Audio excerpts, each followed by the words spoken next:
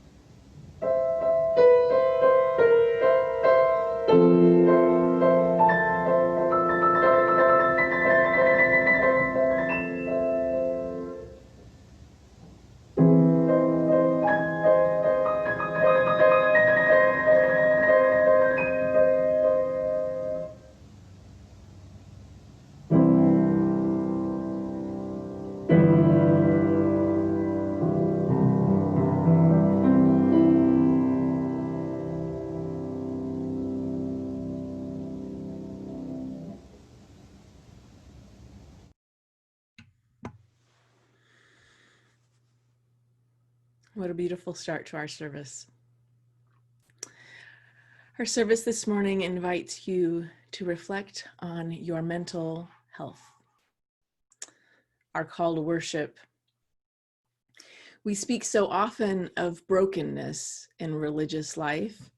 Let us speak today of wholeness. You are welcome here, all of you, every part of you beautiful, just the way you are. Here, you do not need to be something more or something less.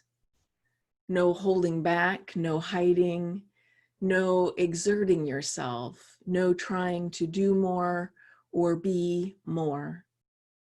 You have inherent worth and dignity, nothing to prove here, nothing to prove to me or each other or to anyone. You don't have to try and be witty or more quiet or more outgoing. You are beautiful. Every part of you beautiful, just the way you are. You do not need to change anything about yourself to be welcome here. Your skin, your hair, your belly, your limbs, your face, all beautiful, just the way they are.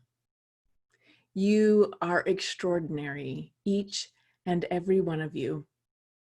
Each and every one of you different from each other and beautiful in your own beautiful way. Breathtaking. Let us worship together.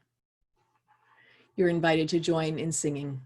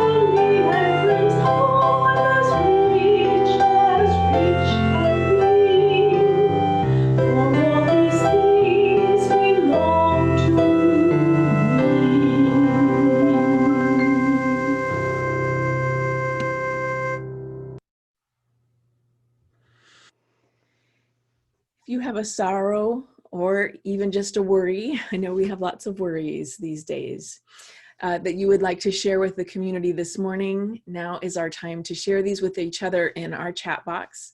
These aren't shared out loud, but please feel free to respond to each other in the chat. This is our time for sharing sorrows and worries. We will share joys later on in the service. We have some piano music now, and if you have a candle in your own home that you would like to light for sorrow, this is the time.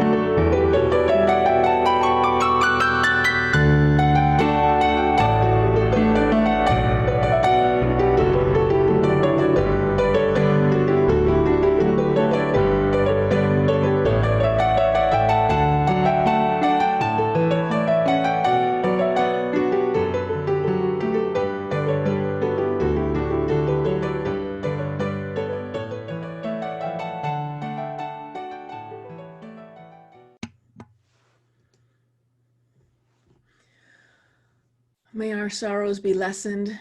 May our burdens be lightened.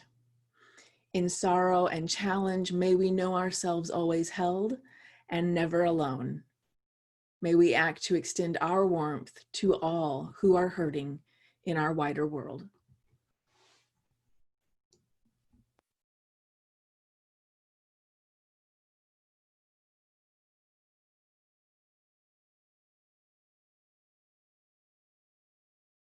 Blue Loon by Julia Cook. Illustrations by Anita Dufala.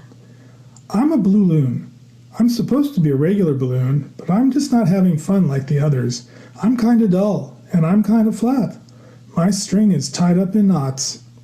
I have a case of the blues. That's why I'm a blue loon. I felt like this for weeks. I remember when I used to feel like a regular balloon. I was round. I was bright, and I was pretty happy. I used to have fun playing with the other balloons. They looked up to me. I even made little kids smile when I let them hold on to my string. Now I feel different. I just can't seem to float very high. Sometimes I can't even get off the ground. I feel empty.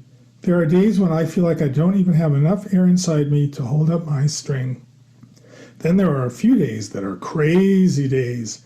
I go from blue loon to balloony tune. My head fills up with so much air that I feel like I'm going to explode. I float really high. I talk way too much. I do really strange things, and then I crash. Some of the other balloons are worried about me. Pink tried to lift me up, but that didn't work. Green tried to tie me down, but that didn't work either. Yellow told me to put a smile on my face and snap out of it. I tried, but nothing changed. I know there are other balloons out there who feel like I do, but I still feel like I'm all alone. I finally told my mom how I felt. She gave me a big hug and told me she loved me. Then she took me to see the wise rock. You don't look so good. Your string is bent, you have a dent, and you're wrinkly today. If I didn't know you better, I'd say that you're depressed. Are you feeling blue today? Tell me, how's my guess? Actually, I have no idea what's wrong with me. I just feel blah. Is someone being mean to you? Are your parents splitting up? Do you have to be the new kid again? Do you feel like giving up? Has everything you're used to changed? Did someone close to you die? Are you having a tough time keeping up? Do you always want to cry? Yes, some of those things sound just like me. You need to go see the balloon doctor. He'll help you not feel so depressed. There are some things you can do for yourself to help you bounce back to your best. I went to see the balloon doctor. He was really nice. He checked me out from the tip of my string to the top of my head. Then he wrote me out a prescription for fresh air. The balloon doctor told me that some balloons are born with or somehow develop a slow leak.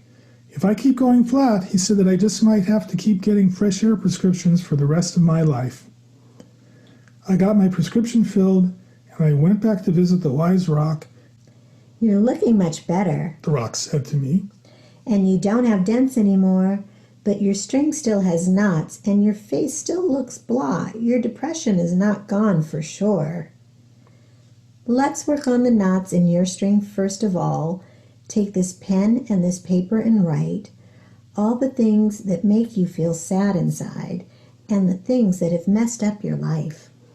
I took hold of the pen and paper, and I wrote and wrote and wrote. Each time I wrote something down, one of the knots in my string came undone. When I had finished, my string was knot free. Now rip up your list and shred it to bits, then put it inside this jar. These things won't exactly go away, but you've shown me how strong you are. I don't feel very strong. Most of the time I feel like I have so much to do that there is no way that I'm going to be able to get it all done. So I just don't do anything. You have a case of whole pie syndrome. You're just like the human who's trying to eat a whole pie in one sitting instead of eating one piece at a time. Huh? Make a to-do list of what needs to be done at the first part of every day. Do one thing at a time and rest in between. Your list will show you the way. Every time you get something done, cross the item off as you go. You'll feel so good when your list is complete, it won't take you long to know that you can accomplish great things if you try, but you need to believe in yourself. You have to find hope and take baby steps and play with the cards you've been dealt. I pulled out a sheet of paper and made my to-do list for the next day. When I wrote it all out on paper, my list was a lot shorter than I thought it would be. Close your eyes, balloon, and imagine yourself the way you want to be. Bright, full, and happy with a very straight string. Then think, yes, this can be me. Hey, balloon, just look at you.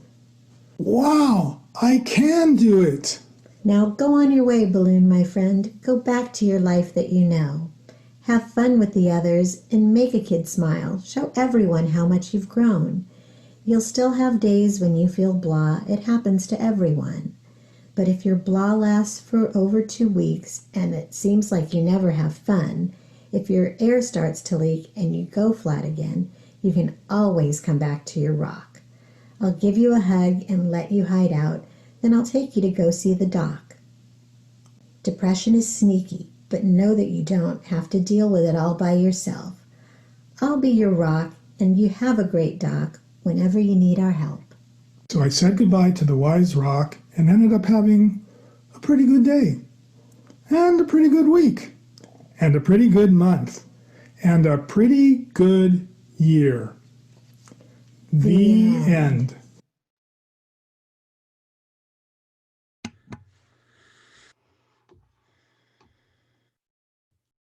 Before I came to Chalice as your minister, I worked as a hospital chaplain for a while, and I worked in the departments that treated people hospitalized with severe mental illness. That experience taught me that mental illness is very commonplace, very treatable, and something we should all know about and understand. As your minister, I have regularly preached on topics related to mental health and wellness and mental illness. And part of why I do that is to help ensure that Chalice is a community where we don't assign stigma to mental illness. We don't need to hide the words mental illness or mental disorder.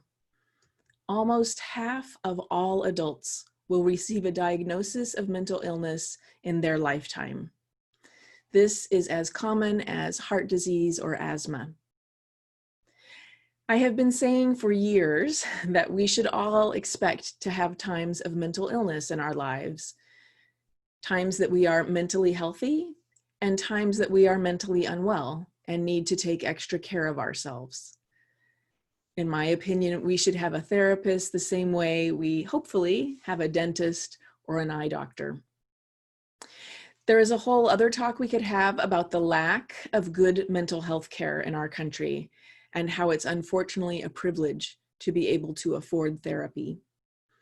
It is one of the problems we are facing, but we are finally facing, that we have made police officers the first responders to mental health, serious mental health crises, a role that they are not trained to equip nor equipped to handle. What I want to talk about this morning is that I think everyone, all of us, should consider that we are living with mental illness right now. That we are each of us dealing with our own mental illness right now already, and that it is likely to get worse in the coming months. Remember, of course, that I am not a doctor, and you should never take my advice instead of seeing a doctor. And in fact, I encourage you always to talk with your doctor about mental health issues. The reason that I'm suggesting that we all have some measure of mental illness right now is because we're all under incredible stress, and we all have symptoms of mental illness, which can be varied, and I'll talk about that in a moment. We all have these symptoms, but many of you are continually surprised and confused by what you're experiencing. And I'm hoping that giving you my armchair diagnosis is helpful in some way. We are, most of us, struggling with some combination of depression and anxiety. Those of you who have received these diagnoses from doctors, of course, are well aware. And today for you, I just want to lift up that no matter how much you might feel like you know how to stay on top of your mental health and what your effective treatments are, I want to lift up that you, like all of us, are living under considerable stress, and it's possible that your regular regimen might be insufficient right now. If you haven't checked in with your doctor, please consider doing that, just to check in and assess if the medications you take are working the way they're supposed to if you take medication, and to check in about how you're feeling in general. So, what are our symptoms? You know what they are. Forgetfulness, feeling overwhelmed, inability to focus, restlessness. Your sleeping habits may be irregular. For some of us, that might mean we're sleeping a lot. For others, it might mean we're having trouble sleeping. Irritability. Maybe some of us are experiencing a loss of appetite. Maybe some of us feel like crying a lot of the time. Living through this pandemic, especially when we know that this is being poorly managed, when people are arguing about whether or not to wear masks, when testing seems unreliable and insufficient, all these things are enormous stressors. In the story we just heard, one of the questions that Wise Rock asks Blue Loon is, has everything you're used to changed? Another question was, are you having a tough time keeping up? So we have the stresses of the pandemic, and the stay-at-home orders keep us from many of the things that support mental health. Time with friends and family support mental health.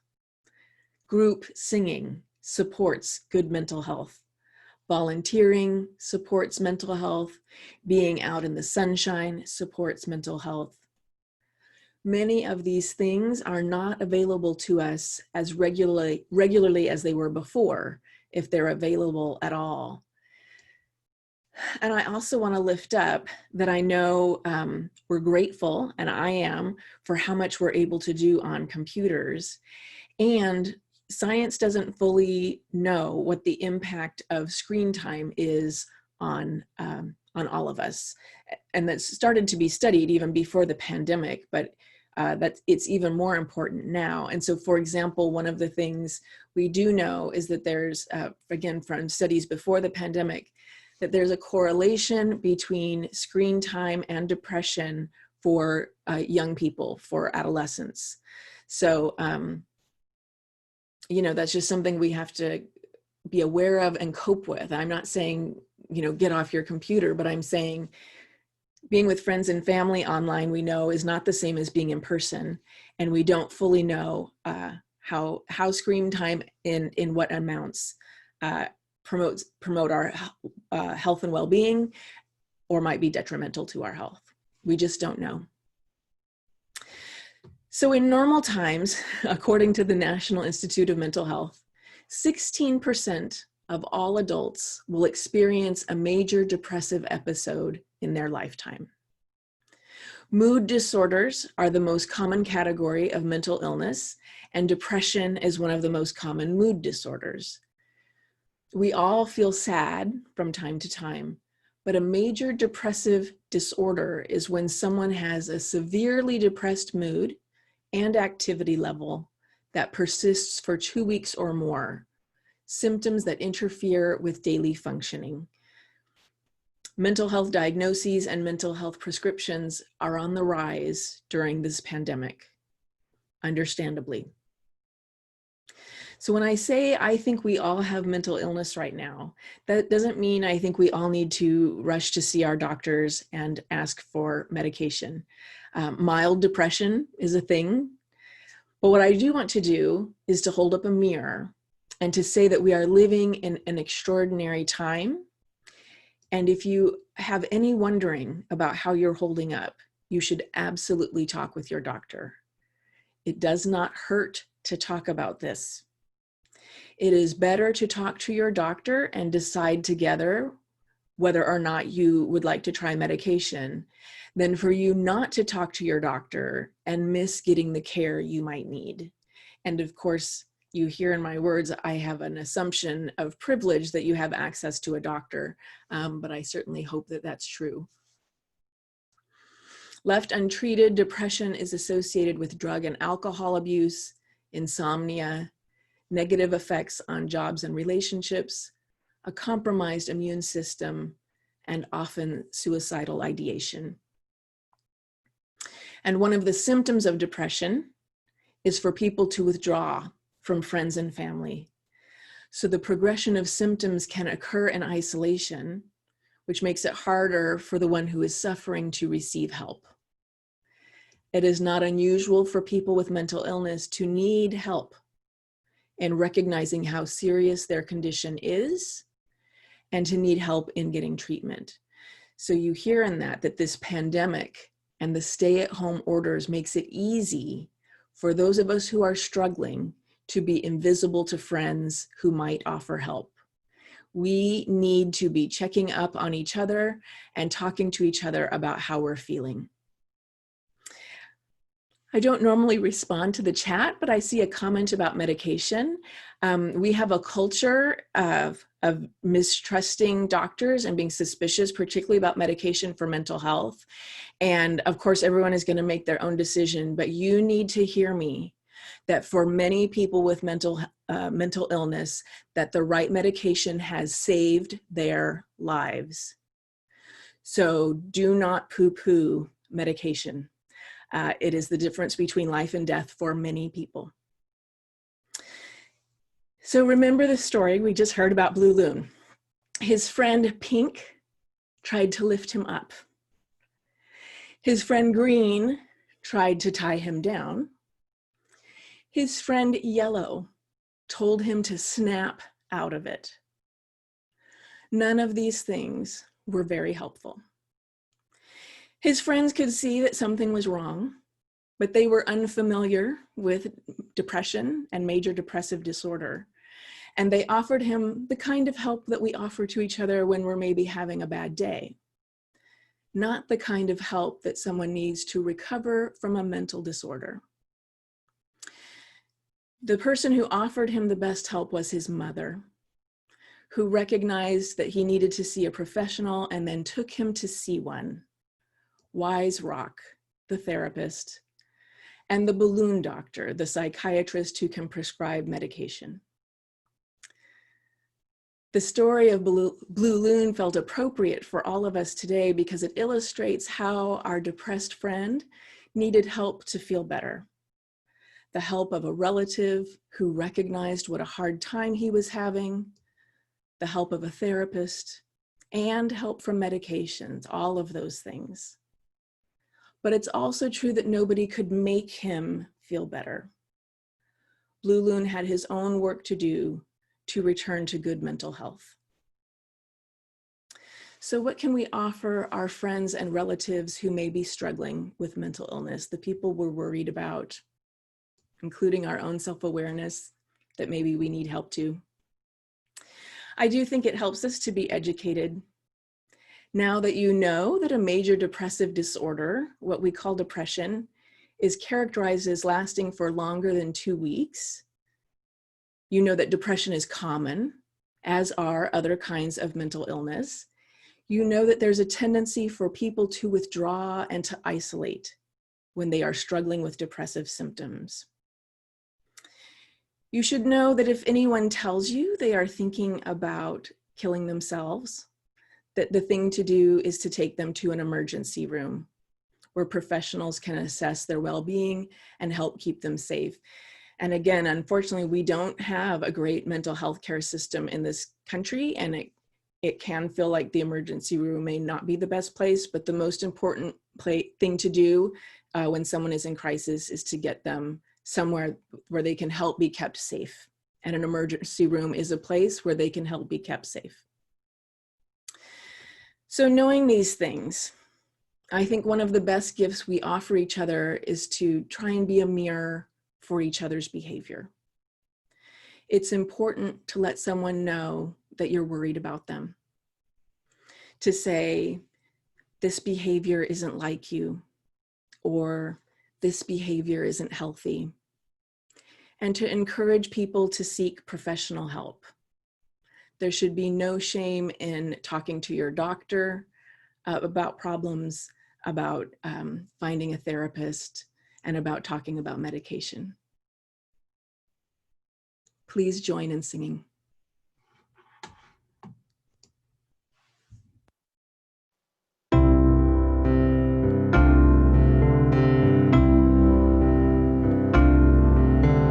When I am frightened, will you reassure me? When I am uncertain, will you hold my hand? Will you be strong for me? Sing to me quietly. Will you share some of your stories with me? If you will show me compassion, then I may learn to care as you do. Then I may learn to care. When I am angry, will you still embrace me? When I am thoughtless, will you understand? Will you believe in me? Stand by me willingly? Will you share some of your questions with me? If you will show me acceptance, then I may learn to give as you do. Then I may learn to give. When I am troubled, will you listen to me?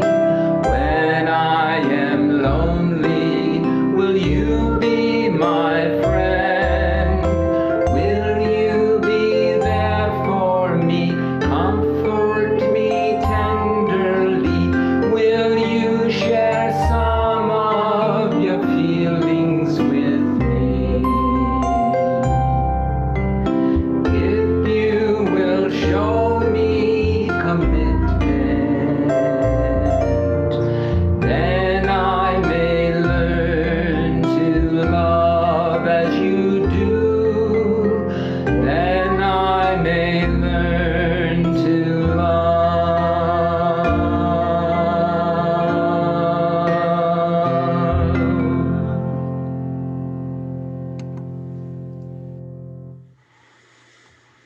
We shared our sorrows earlier in the service, and now it's time to share joys and help lift each other up.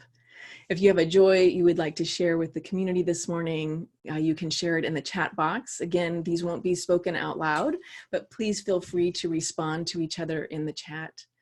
This is the time for joy. All time is for joy. This is the time for sharing our joy. We'll listen to piano music, and if you have a candle in your home you would like to light for joy, this is the time.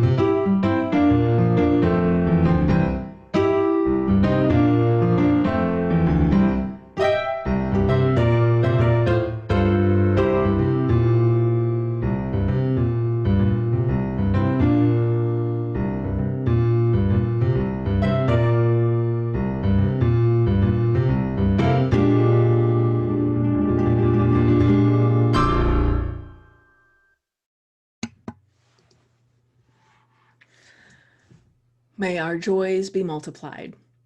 May we act to extend our warmth to all who are rejoicing in our wider world. The Sunday offering is an expression of the generosity that makes our congregational life possible. As Buddhist teacher Sharon Salzberg writes, generosity is characterized by the inner qualities of letting go or relinquishing, being able to let go, to give up, to renounce, to give generously. These capacities spring from the same source within us. When we practice generosity, we open to all of these liberating qualities simultaneously. You are invited to text your donation to Chalice. If you haven't texted a donation before, know that once you text the amount, you'll get a reply with a link to follow to enter your credit card information. And once you've done that the first time, you don't need to enter it again if you text a donation in the future.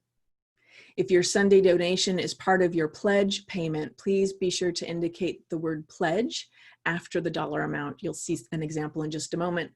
And remember that you can make a text donation anytime. It doesn't need to be during this worship service. So the phone number will be on screen in a moment, and I'll also put it in the chat box.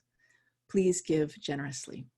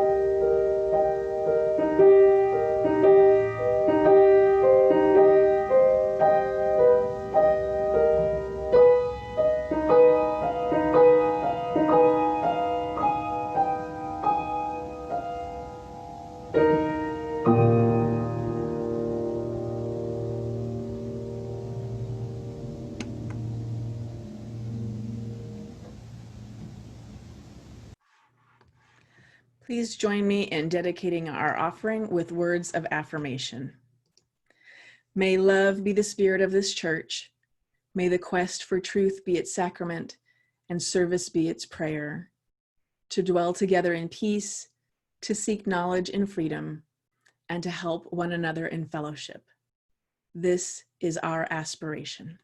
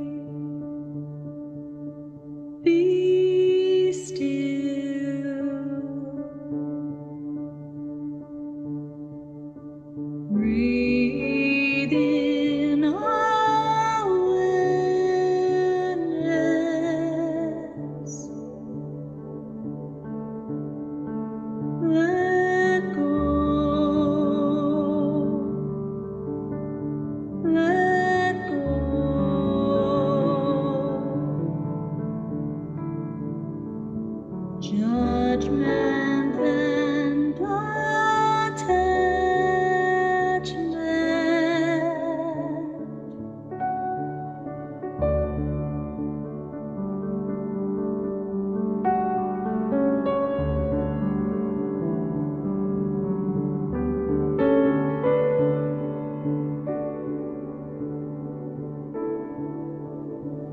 Accept what is.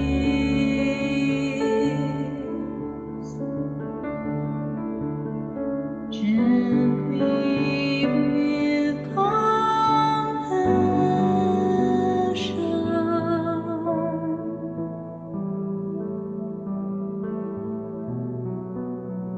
You are where you should be.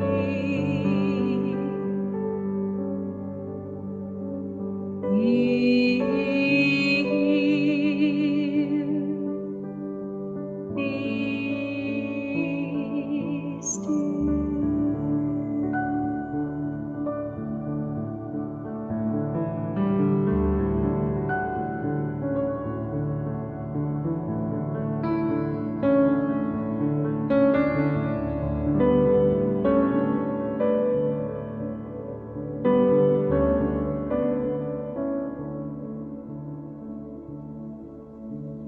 You are where you should be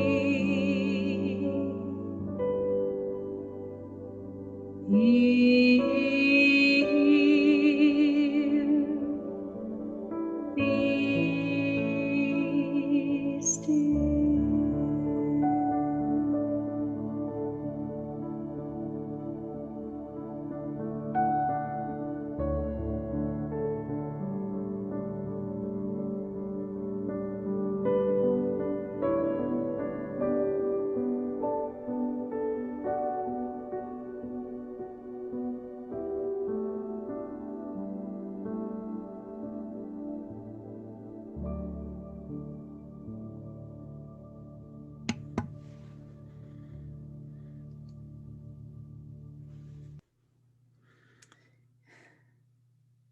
I've preached on topics related to mental health many times at Chalice over the past years, but of course this is my first time in this format, and I can look back and see we've had a very robust chat conversation. In my scanning comments, everything looked, everyone looked like they were being respectful with each other, and but I do just want to lift up, because chat is still something relatively new in our lives, that if you had any kind of interaction on chat that you felt that didn't feel respectful or in right relationship to you, that the way to follow up with that is in direct address with the person. So if anyone feels like there's something they need to follow up on, and you would like help with that, you can let me know. But we do, chat can feel indirect, and yeah, so I just want to say, if you feel like something has been said that needs to follow up on, the way to do that is directly after the service, hopefully in a conversation, and I'm happy to help with that if that's what's needed for anyone. Breath together. So I mentioned earlier that I think we're going to have an even harder time going forward. There are a few reasons for this. The first is just that the longer that we're coping with this pandemic and our fears and staying at home, the harder and harder it gets. The second is that the daylight is already getting shorter, and we're heading toward fall and winter. We don't have grueling winters here in Southern California, but our mood can be greatly impacted by the amount of sunlight available. Shorter days combined with gray days and rainy days, those will have an impact on mood. And third, many of us are already anxious about the November election, and that will just escalate as we get closer to election time. Anxiety disorders are the most common mental illness in the United States, affecting almost 1 in 5 people. Now, here's the trick, the thing to pay attention to. Having generalized anxiety disorder means feeling unreasonable anxiety. Many of us have legitimate reasons to feel anxious right now, and being worried about the outcome of the next election is not the same thing as having a panic attack that debilitates you and keeps you from getting through the day. If your anxiety symptoms impact your ability to live your life, or if you have any questions or wondering about that, talking to your doctor is the right thing to do. Oftentimes, the work of reducing anxiety, whether that's a clinical anxiety or an episodic anxiety, our anxiety about the world that we're living in, the work is to try and stay in this moment. Our minds get spinning, worried about the future, worried about things that haven't happened, worried about things we can't control. Working on a spiritual practice like prayer or meditation can help slow racing thoughts. You can find on YouTube guided meditations specifically for trying to help reduce anxiety. In the same way that you know the symptoms that we're all living with, you also likely know the things you need to do to take care of yourself, right? Get outdoors into the sunshine, get off the computer, go for a walk, talk with friends and family, watch or read something that makes you laugh, be gentle with yourself, and talk to a doctor. We are living in unusual times with extraordinary stresses. Of course, we are impacted. Let's not act like everything is normal, because we know that everything is not at all normal. Blessings and love to you, beloveds. We are in this together.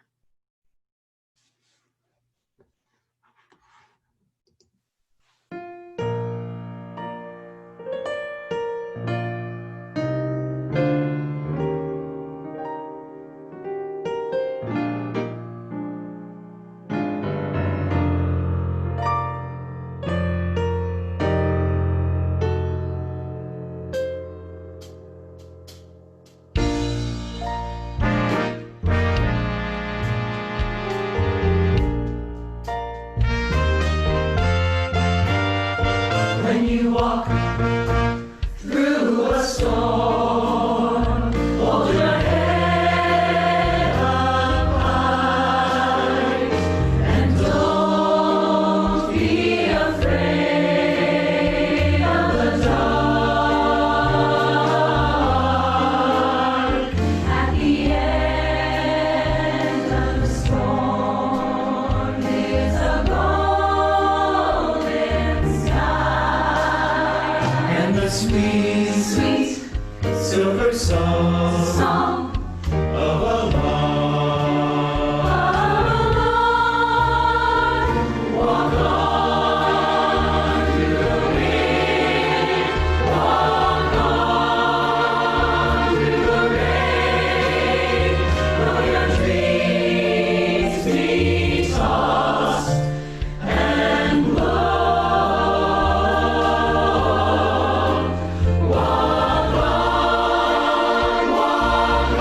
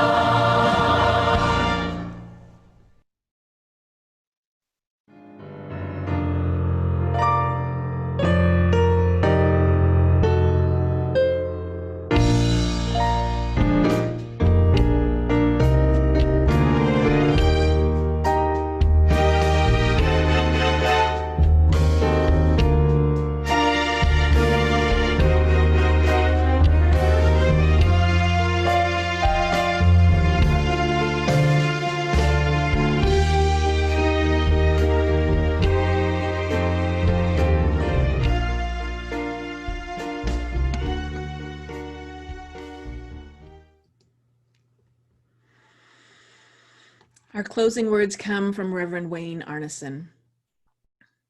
Take courage, friends. The way is often hard, the path is never clear, and the stakes are very high. Take courage, for deep down there is another truth. You are not alone. Blessed be. You are invited to close our time together by singing The Well. Newcomers are invited to stay here in the worship for a newcomer chat, and everyone is invited to our coffee hour.